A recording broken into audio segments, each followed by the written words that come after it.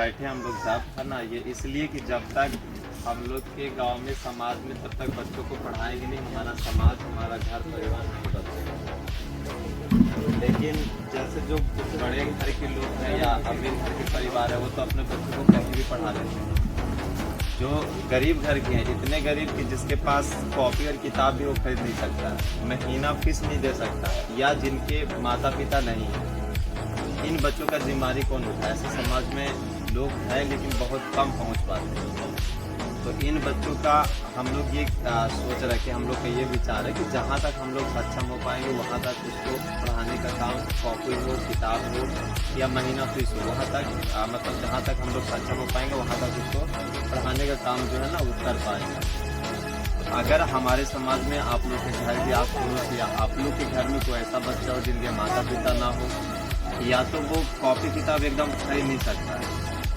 है ना, जिसके पास एकदम गरीबी की हालत के खाने को तो है, तो बच्चे को कहाँ से पढ़ा पाएगा। अगर कोई ऐसे बच्चे हैं तो उनके बारे में आप बताइए हमें कि ये बच्चा इस प्रकार का है, बच्चे में क्या चीज़ का कमी है, क्या कॉपी खरीद पा रहा है नहीं खरीद पा रहा है, क्या चीज़ की दिक्कत है उसके अंदर में। अगर कोई भी ऐसा बच्चा है तो उसके बारे में बताइए। उनका कम से कम यहाँ तक उसको पढ़ाई करवा देना जहाँ तक वो अपने अंदर कोई विचार कर सके, अपने अंदर इतना समझ डेवलप कर ले कि आगे चल कर हम अपनी ज़िंदगी के अंदर में कैसे अपना जीवन को अच्छे तरीके से गुजार पाए। यहाँ तक कम से कम उसको हम लोग प्रयास ये है कि यहाँ तक उसको पढ़ा देना है कम से कम, ताकि वो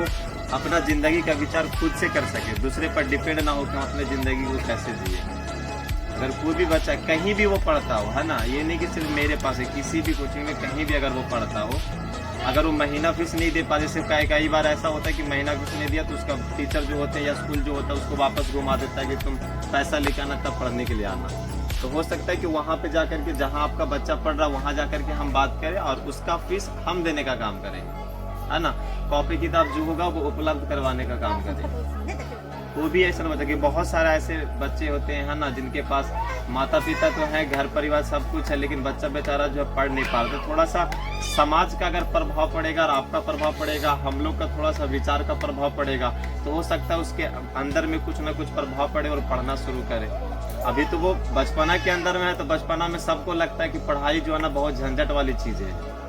डर लगता है सबको। हम लोग भी जब छोटे थे तो पढ़ाई का मतलब था कि अगर सरकारी स्कूल जाना है चाहे प्राइवेट जाना है तो अगर 3-4 घंटे का पढ़ाई है तो 3-4 घंटा उधर खेलते ही रहो, जब छुट्टी होती तो साथ में भाग चलो घर पे, हो गई पढ़ाई आज का,